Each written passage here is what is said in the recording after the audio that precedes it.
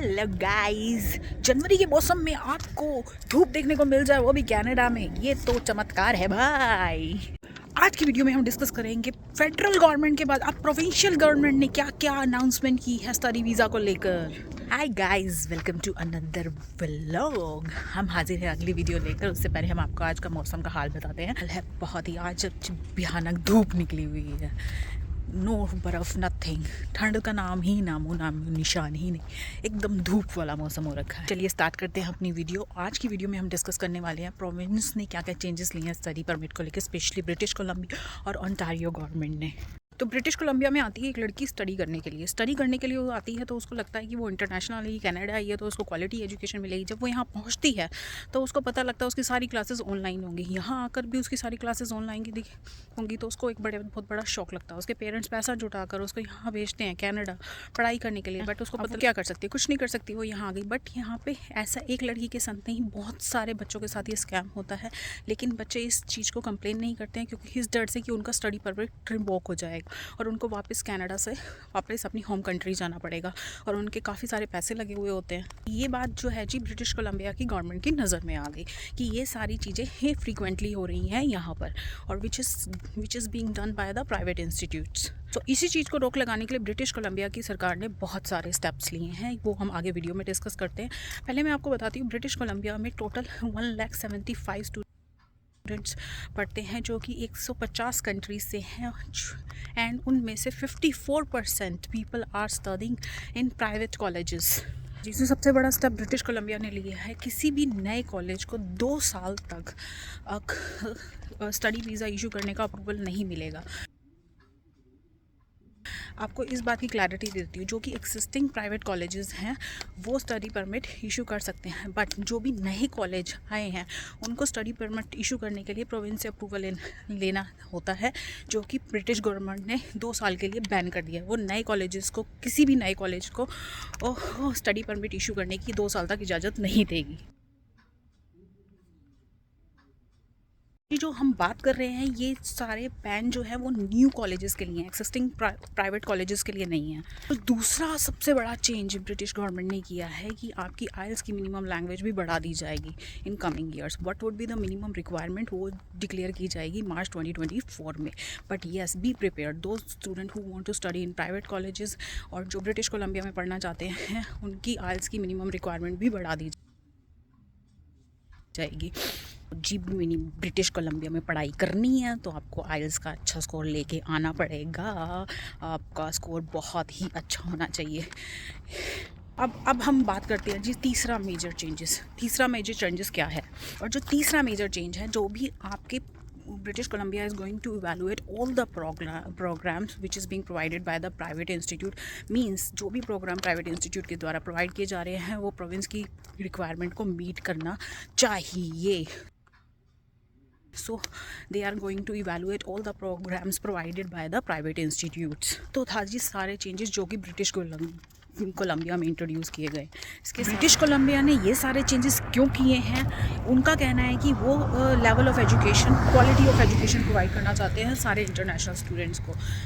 irrespective of the fact institution big है small, level of education should be same for all international।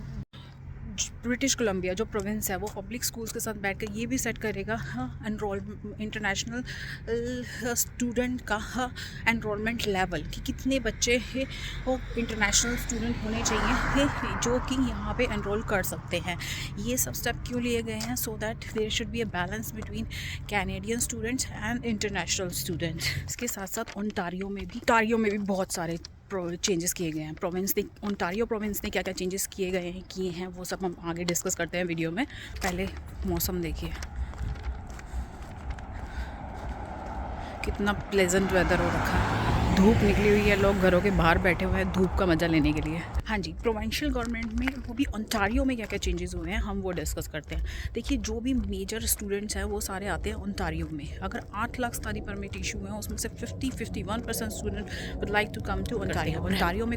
Brampton को तो mini Punjab बोला जाता है। मिसिसागा में भी बहुत लोग आते हैं। Oakville, Toronto, these all are the cities which comes under Ontario. There are many other cities also, but these are the major cities. Ontario government ने जो सबसे पहला मेजर चेंज किया है कि जो पब्लिक प्राइवेट पार्टनरशिप कॉलेजेस हैं उनका एफिलिएशन ही रोक दिया है फॉर 2 years।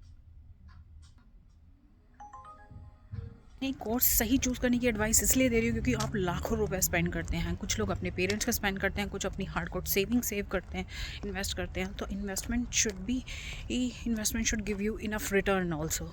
अपने पैसे बर्बाद कीजिए ना अपने पेरेंट्स के पैसे बर्बाद कीजिए। कल लड़ाई और दिखावा में मत जाइए। ईयर्स उनका एफिलिएशन 2 साल के लिए रोक दिया गया है।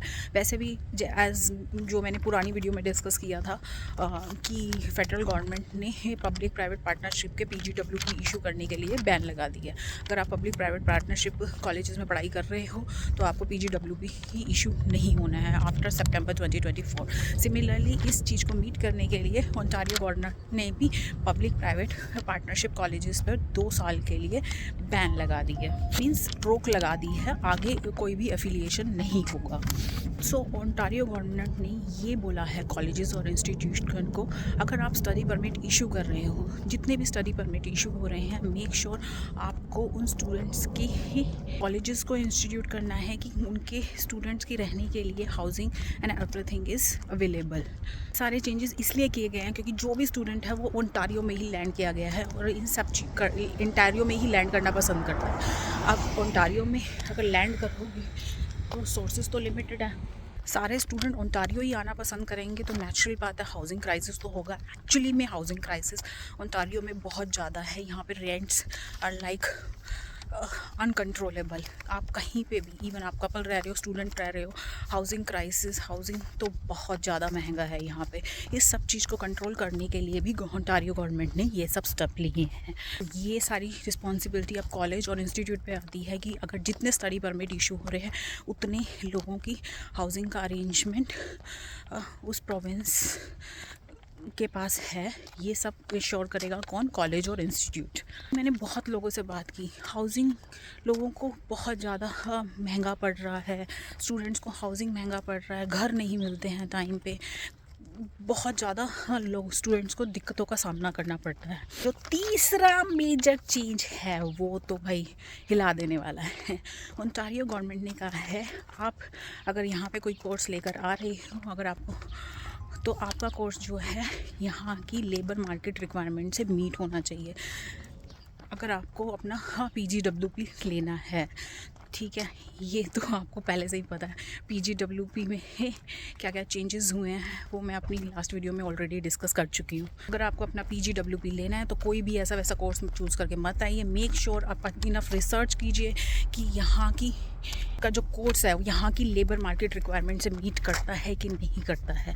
सो ये बहुत ज़रूरी है कि आप इंश्योर करें। ये सारे चेंजेस देखने के बाद ये तो श्योर हो गई है कि कनाडा गवर्नमेंट स्ट्रिक्ट हो गई है in terms of issuing study permit in order to tackle the housing quality crisis education and to provide quality education because British Columbia की सरकार ने भी यही बोला कि अगर हम चाहते हैं कि चाहे इंस्टीट्यूट बड़ा हो चाहे छोटा हो, सबको सेम लेवल ऑफ एजुकेशन मिले। जी एक चीज़ मैं क्लियर कर दूं, जो भी बातें मैंने इस वीडियो में शेयर की हैं वो मैंने अपनी पर्सनल नॉलेज और रिसर्च से शेयर की है। मैं कोई इमिग्रेशन कंसल्टेंट नहीं हूँ।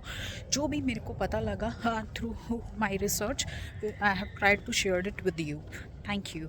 यहाँ पे एक बात नोटिस की है, आई एम नॉट श्योर आपने नोटिस की है कि नहीं, यहाँ पे आपको घरों के बाहर लोग ही नहीं दिखेंगे। इंडिया में हर दूसरे तीसरी जगह आपको लोग दिखते हैं, यहाँ पे आपको घरों के बाहर लोग ही नहीं दिखेंगे। हमें तो इंडिया में आदत होती है लोगों को देखने की, यहाँ पे इक्का दुक्का गाड़ी आपको रोड पे चलते दिखेगी, इक्का दुक्का लोग। और इंडिया में इतने लोग भेड़ चाल होती है कि सारे ही लोग एक टाइम पे निकलते हैं। और हमें ऐसे इंडिया में सुनसान सड़कें दिखें तो हम तो डर जाएंगे। डेफिनेटली कॉलेजेस को इम्पैक्ट तो पड़ने वाला है क्योंकि major chunk of financial stability of these institutes are handled by international students. देखते हैं कैसे टैकल करते हैं। और compulsory housing for all students is also a challenge for institution. देखते हैं इन सब चेंजेस को इंस्टीट्यूशन और स्कूल्स कैसे टैकल करते हैं। एंड मैं सारे स्टूडेंट्स को यही कहना चाहूँगी, अगर आप किसी को प्रोग्राम को चूज़ कर रहे हो तो अपना प्रोग्राम इस तरह से चूज़ कीजिए ताकि आप वह एक प्रोविंस की लेबर मार्केट की रिक्वायरमेंट को पूरा कर सके, क्योंकि आप एक huge amount of fees spend करने वाले हो अपने कोर्स को चूज़ करने में। सो आप भेड़ चाल की तरह किसी भी प्रोविंस में मत घुस जाए। जिस प्रोविंस में सारे घुस रहे हैं आप भी उस प्रोविंस में मत घुसिए। अपने प्रोविंस की, अपने प्रोग्राम की इनफ सर्च कीजिए कहाँ पे आपका प्रोग्राम की अच्छी से वैलिडिटी है। प्रोग्राम आप चूज़ कर रहे हो उससे रिलेटेड जॉब्स कौन सी प्रोविंस में अवेलेबल हैं, जॉब्स इन डिमांड्स कौन सी ही हैं जिससे रिलेटेड आप अपना कोर्स चूज़ कर सकते हो। सो इनफ थोरो सर्च कीजिए। ऐसे ही भेड़ चाल की तरह कोई भी प्रोग्राम लेके कोई भी प्रोविंस में मत घुस जाइए। ये था जी मेरा छोटा सा प्रयास आपको न्यू रूल्स अपडेट करने का। British Columbia and Ontario province ने जो भी ही अपडेशन दिए हैं। अगर आपको ये जानना है कि फेडरल गवर्नमेंट ने क्या क्या चेंजेस किया, वो मैंने अपनी पिछली वीडियो में बनाया था। आपको ये लेफ्ट हैंड साइड में जो वीडियो दिखेगी ही वीडियो के एंड में आप उसको क्लिक करके देख सकते हैं। कनाडा में क्या क्या रहने के फ़ायदे और नुकसान है उस पर भी मैंने एक वीडियो बनाई है, वो भी आप देख सकते हैं। इसके लिए बस इतना ही, मिलते हैं आपसे अगली वीडियो में। Till then bye, take care, शब खैर और अपना ख्याल रखिएगा। Do like and subscribe my channel and share with your friends and family members. भाई मोटिवेशन मिलता है तभी तो मैं नई नई वीडियो ला पाऊँगी। जब मेरे को मोटिवेशन मिलेगा मेरे व्यूज़ बढ़ेंगे और सब्सक्राइबर बढ़ेंगे। Thank you, bye bye, take care, शब खैर and love you all, bye bye.